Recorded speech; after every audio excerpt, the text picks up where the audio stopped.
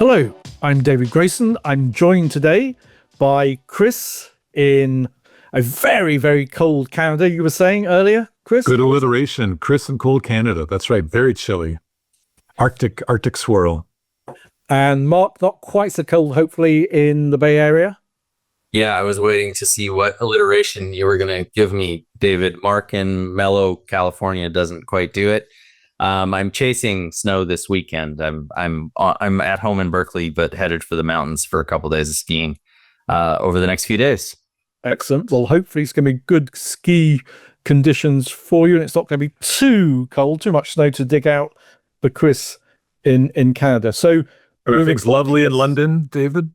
It's been okay, but quite greyish, I'm afraid. But then we expect this at this time of year. So we're recording this scarily already almost at the end of January. By the time you actually hear and see us, it will be just into February. So if you're doing dry January, you'll be through it by the time that you're listening, watching this recording. But I guess this podcast works better with a few drinks under the belt, actually. If you're as a listener, not as a listener. If you say so, Chris. So, but we don't want to discourage anyone from doing dry January. I'm trying it myself. So we've just finished this year's World Economic Forum meeting in Davos. A lot of discussion, of course, around certain major speeches. But I'd like to start with the launch early on Tuesday morning of this year's Edelman Trust Barometer, where they're talking about insularity following last year's emphasis on sense of grievance and so on. And I got up very early, actually, in the morning to watch the live launch. Particularly struck by one of the panelists talking about what this year's barometer meant. David Miliband, former British Foreign Secretary, now, of course, President and Chief Executive Officer of the International Rescue Committee, so a major NGO concerned with some of the world's trouble spots and so on. And he really called it out, in my view, very, very straightforwardly when he was talking about the reactions of global bosses of EY and IBM and Verizon, who were all very impressive as well on the panel. But he really called it out well, because he said, look, all these concerns about insecurity and polarization, a sense that the system isn't working. And of course, there's been a whole series of different polls recently. Here in the UK, we had a big communications company, FSG Global, with their Wired World 2026. The Pew Foundation data repeatedly, Gallup saying people don't believe in the Western democracies, that the next generation is going to have it as good as the current generation, the sense of the old social contract breaking down.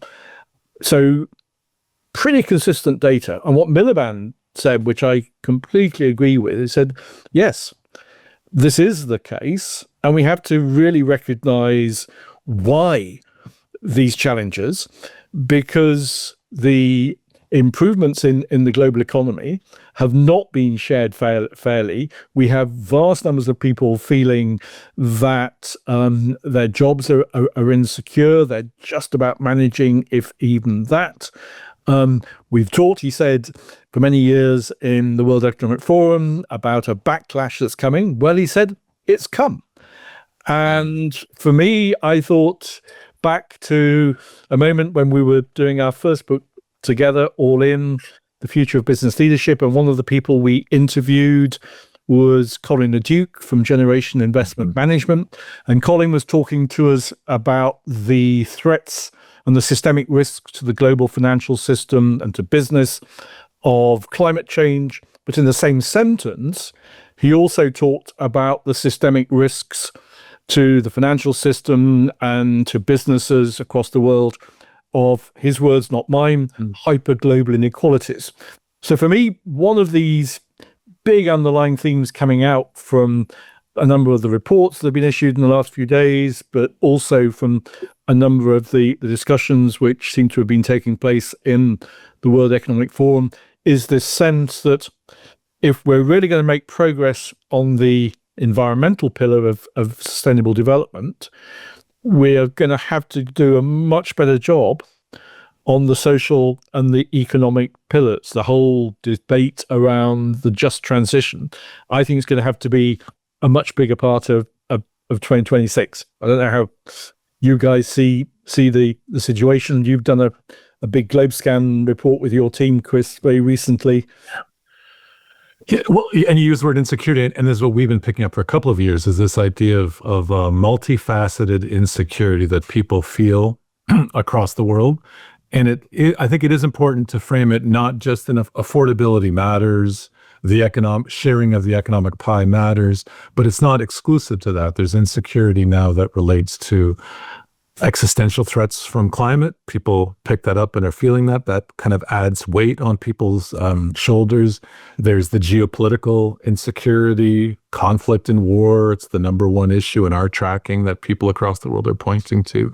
And we have insecurity on just change and technology and cultural shifts that are all happening. So there's this massive thing of insecurity, which I think speaks to inequality directly. And Colin Leduc's comment, I mean, because he put it in, he framed it as hyper inequality and climate change as these two massive things. And his prescience, we spoke to him when, 2017, probably 2016, 16, 17. So the prescience of him to have seen it, and we've seen the climate conversation for a while there, but now the underpinning of this other gorilla has really risen, and it is affecting everything that we're talking about. And that insecurity, of course, is also the insecurity with people fearing that artificial intelligence is going to threaten jobs. Totally. And we know any technology revolution means that there are winners and losers, and that old jobs disappear, totally new jobs come along. But in the meantime, it can be very painful if you're in the middle of that transition. So we're going to have to do a better job than we've done in previous technology revolutions of being able to help people to make the shift from the old to the new. Yeah, I think Miliband really hit it, David, and I've heard about what he said through you, so appreciate the filter. But I've always admired him as an observer, both as a politician and really admire the work of the IRC, which of course gives him a particular view into where some of the greatest inequalities and suffering are in the world. Everything that the two of you said, and I think the fact that we, and many kinds of we, in societies, in communities, between governments, are not aligned in trying to solve these problems, adds even further to the stress. And so maybe that's part of the polarization that we've seen in the political spectrum. It's certainly the armed conflict element of that, Chris, that you referred to as being so high and prevalent in people's minds. It's the deep polarization of our politics. And it's the question, also raised at Davos, I think, by Mark Carney in his speech about whether, we're at a fundamental kind of rupture. And we've had just a bit of a chance outside today's podcast to discuss this. And I was musing, I think you guys were with me, that if 2025 was characterized by all kinds of volatility, which so many people, business, government, communities, we're just trying to navigate, kind of hold on, right? Grab onto your seat and try and survive the ride. But that's kind of up and down. It's spiky. It suggests maybe a direction of travel, but the ride's rough as you take the journey. A rupture's different. And that word has really stuck with me. It implies a break. It implies a completely new phase on the other side. And Carney was, of course, speaking in terms mostly of politics and economics. But I think that question applies to where we are in terms of sustainability and what we think about in terms of the role of business and how sustainability leadership works as well. If it's a rupture, it's different than just surviving a period of volatility. And that goes back to the work that both your organizations did together with Volans that we covered in a podcast in the middle of 2025. Your big report, Sustainability at Crossroads, which for me is one of those real kind of seminal wake-up moments when a majority of your global experts that you've been working with now for decades said in turns that sustainability needs a radical rethink, and what we do, how we do it, needs radical shift rather than just some incremental shifts. So I don't know whether Chris, Mark, who's going to pick up on where we take this theme about not throwing the baby out with the bathwater, but recognizing that we've got to do a lot more and do a lot more things differently than what we have been doing. Well, and Mark's point's right. Rupture is different from volatility and uncertainty. And so rupture means we're getting rid of the old way, and then what is the new way? And this is kind of the risk and opportunity ahead. Like what's if we're kind of done with yesterday, then what does tomorrow look like? And I think back to the inequality conversation. I mean, I think this is one of those the social pillar of sustainability, the economic pillar of sustainability that has been always fuzzy. It's inherently fuzzy because it's not as scientifically calculable as like 1.5 degrees. So it's tricky and challenging. However, I really do think that global companies in particular are at a loss on what their role is in addressing inequality. Not inside their firms. They understand DE&I and how equity can work inside a company, but externally, what do they do? What is best practice? And I think this is an exciting area to try and build some of those norms and standards to create, new value and opportunities for companies by addressing inequality. But it really is broadly uncharted territory. I mean, remember back, I don't know, goodness, 15 years ago, 20 years ago with C.K. Prahalad and Stuart Hart and, the base of the pyramid work. That was a very exciting digital divide work that HP was doing, 15 years ago. There were some steps that were taken back then, but I think it really has kind of fallen by the wayside. I don't know what you guys think about that and the corporate role in inequality.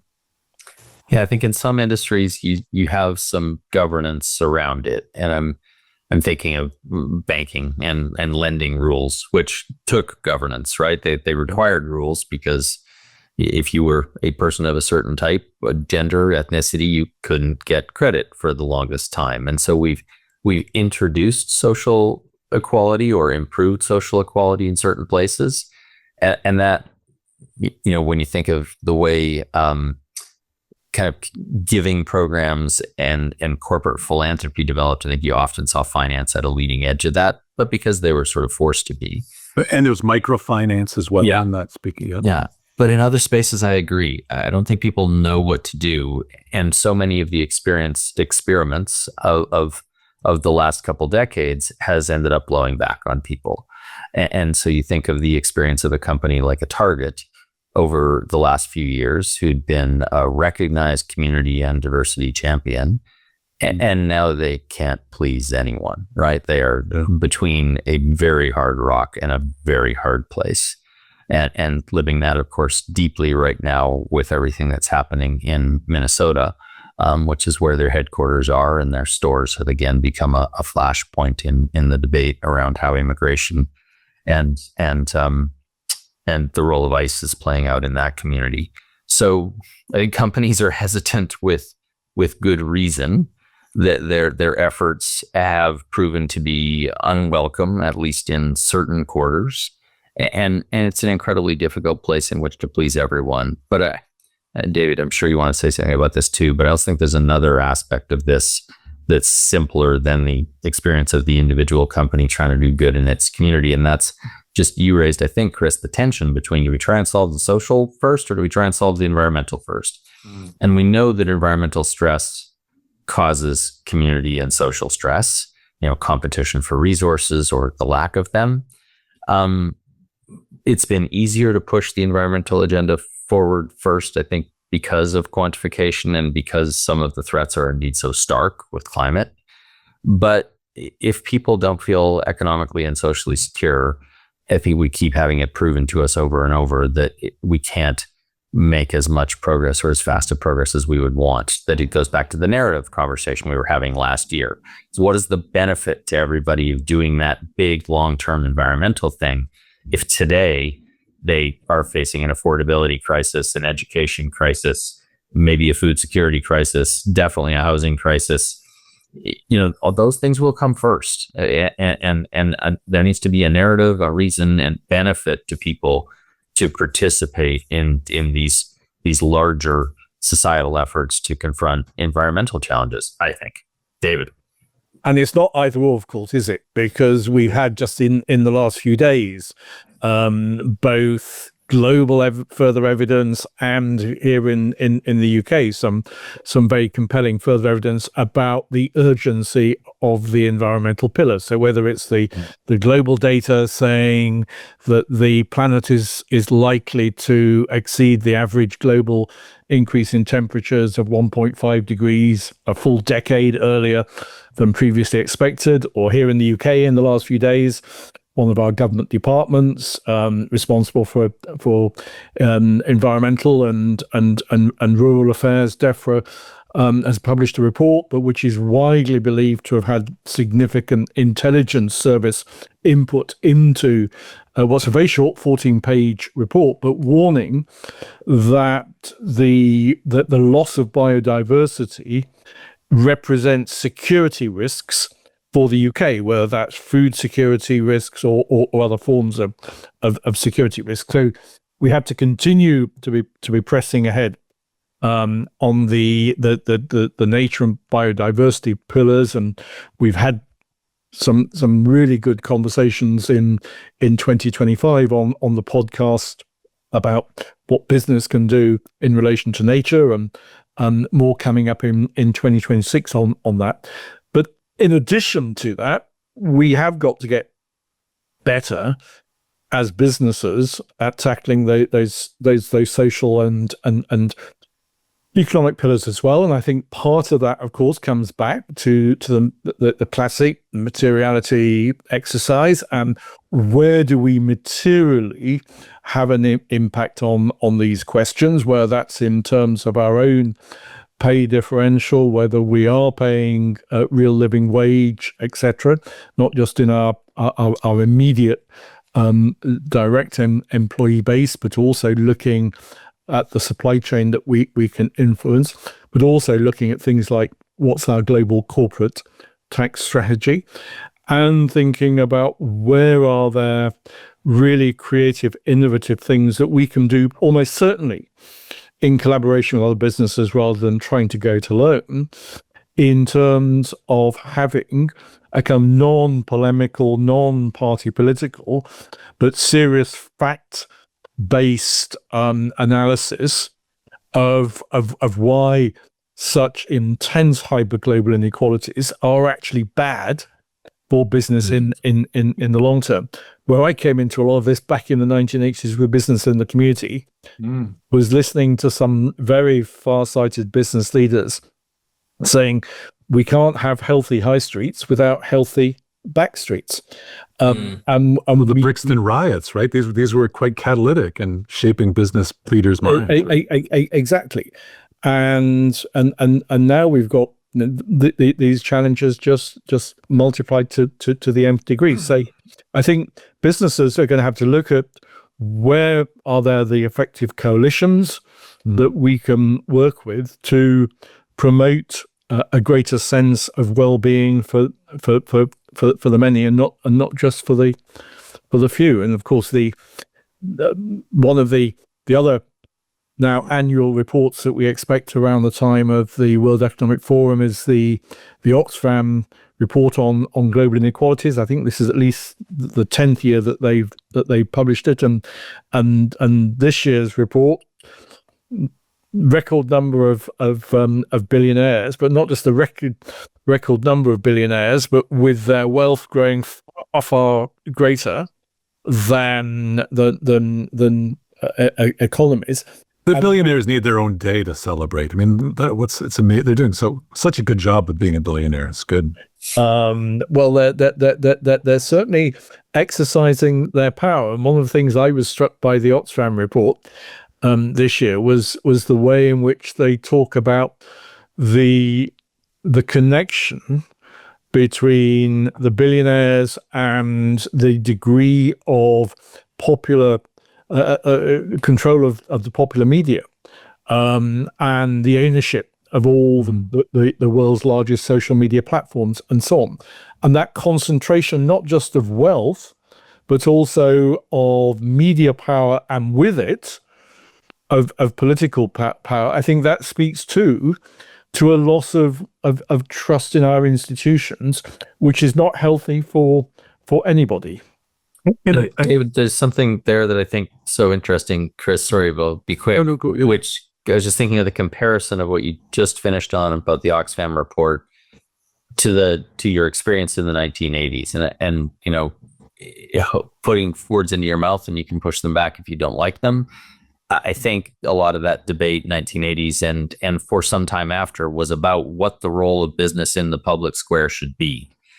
And what the Oxfam report this year underscores for me is so much of what we consider to be the public square is controlled by the private sector. And that's social media, that's all of our online lives, that's that many of the arts institutions in which we might participate in something, like much more of the public square is actually private. It's still where we convene. So to tie that with what you said earlier, Chris, about what the role of business in solving social problems is, it used to be possible to say, well, maybe we don't belong in the public square. Yeah. Now that is the realm of government and community. We should be good citizens kind of alongside, and we'll take others' lead. Is that even an option now? There's no separation. No, it was a reasonable proposition that government should do this and companies do that. But the reason why companies got into sustainability and leading with environmental aspects first, because they saw it in their own self-interest. The enlightened leader should see this in their self-interest of a chaotic, revolutionary atmosphere. That's not good for business, unless you're selling tear gas. Then maybe. But I read over the holidays Thomas Piketty's A History of Equality. So it's a nice thin book. His other books are still very, very imposing. But it was fascinating to see how clear, because he's got great data from the French Revolution onwards, and as well as the UK and parts of other developed countries a little bit. But the French data is so clear. Everything was unequal until things started to transpire post-depression, in between the two world wars, and then post-World War II, an extraordinary growth of middle class. And he describes the context of business leaders and politicians saw the choice very stark. We either go Russian Revolution and we lose everything, or we compromise and go for high tax rates and public investment strategies. And that's what people chose, because again, the jeopardy was so clear. These billionaires don't have much jeopardy. There's not much pressure so far. However, in some of our public opinion research, and then you can see in the news, this Gen Z revolution that is beginning, that's been bubbling. It's been affected Morocco and Nepal and Madagascar and a number of other countries bubbling below the surface. They have their own icon, this Jolly Roger with a straw hat, this one piece from a Japanese manga comic that is now this symbol of Gen Z revolution. And with AI creating even more dislocation for that generation, I think this is something. If I was a senior business leader in a global company, I would be very conscious of, where does this go? Where does this lead? Are we just being so short term in our orientation that we're missing the big picture? I mean, it should be on the WEF risk register. It should be close to number one along with climate, I would think, but it's not. And if you look at this year's World Economic Forum Global Risks report, then the geoeconomic and is right up there as the number one immediate risk. And I think you're right that these are challenges to business, and I think all of us come from a perspective of being pro-business, but business done well, business done responsibly and ethically, and in a more sustainable way. So we're actually the critical friends of business, but with the emphasis probably on the friends more than the even than the critical side. But for me, part of the rupture that Mark Carney talked about, because he talked about rupture for countries, but also required changes from companies too, is of course recognizing, and maybe for us as sustainability professionals, recognizing that perhaps we didn't give enough attention to all of the geopolitical, the geostrategic challenges when we were doing, for instance, our book All In, and we talked about the different eras from do no harm, the strategic integration, the purpose era, and thinking about a future regenerative era. We maybe too are guilty of not giving enough attention, or certainly I won't speak for you guys, but personally, not giving enough attention to this greater sense of insecurity, this greater polarization building up, and all of the consequences in terms of the populist parties, part of whose rhetoric and program is saying all of this climate stuff is all, to quote somebody this last few days, it's all a con and a scam and so on. And if we really want to get to a better regenerative era, we are going to have to recognize that the geopolitics and geostrategic questions has to be much more part of the worldview than we perhaps previously allowed. And I'm certainly willing to share some of the blame there, David, in terms of our lack of breadth of view in 2016, 2017. And Colin stole the march on us, right? He was pointing out the degree to which the social inequality was being underestimated. I think where we have talked about it at times then and in the ensuing years is in thinking about why populism is working now.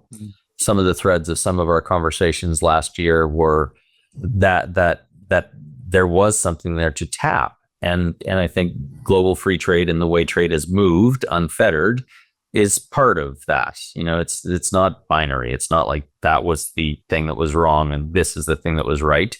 But I think we can point to communities and types of workers who were left behind in those transitions. And we know that while global GDP grew, people's lives and livelihoods suffered.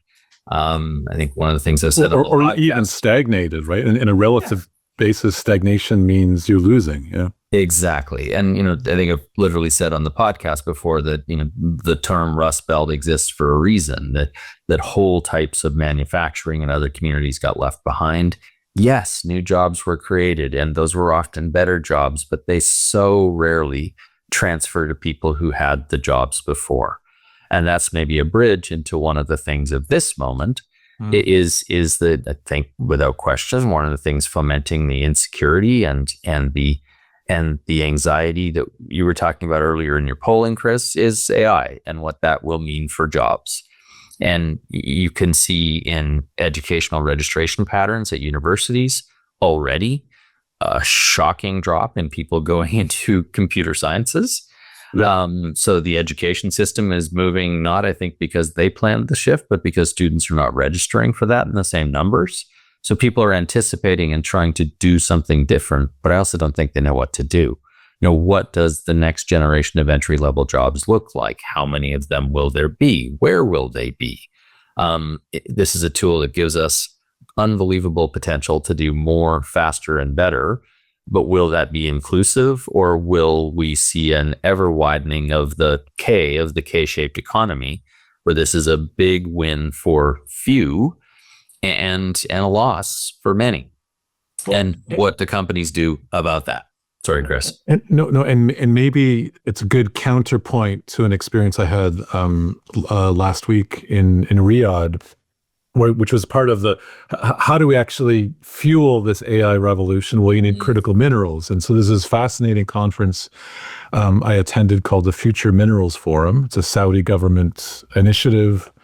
Full disclosure, we did some stakeholder research for them. in lead of up to their new barometer report, which was published, which is worth looking at. But their whole concept is the super region of critical minerals from southern Latin America to Africa into what they call West Asia, which is Saudi and the Gulf, into India, and that accounts for 45% of critical minerals on the planet in that region. And given the demand for critical minerals for AI and data centers, but also for electrification across the board, and increasingly, the defense industry, as the geopolitics accelerate, all of that, there's a massive gap, right? We cannot get enough minerals out of the ground quick enough. So what was fascinating was to see this is the people, exploring, digging stuff out of the ground, and then processing it. So real people doing real stuff. Of course, a lot of robots will be increasingly involved.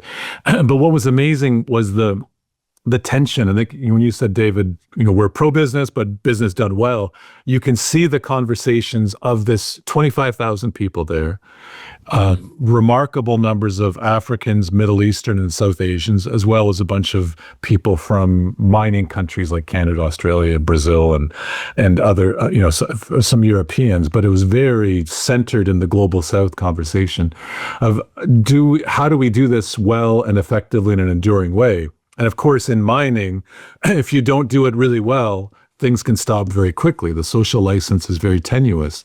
So the tension between investors, especially saying, we need these things online, got to get these critical minerals, is really critical, versus to do this well, it's slow. We've got to engage communities. We have to make sure beneficiation happens at a local level with governments and revenues and where they go and who processes it and all these other questions that inherently slow things down.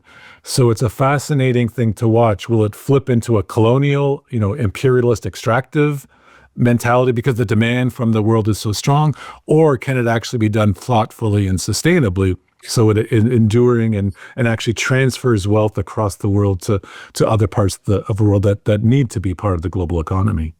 And I think it's not a done deal one way or the other, is it? No, it is up to active citizens, to businesses, to civil society, to politicians, to enter into this debate about the challenges for sustainable development going forward. I suspect these are themes that we're going to be coming back to many times during 2026 as the world grapples with these questions. But for now, hopefully you've picked up some useful references in our podcast notes. We'll include some of the links to some of the reports that we've been talking about. But we're excited about contributing to this debate during 2026. So thank you very much for watching or listening today. Thanks, everyone. Thanks, Mark.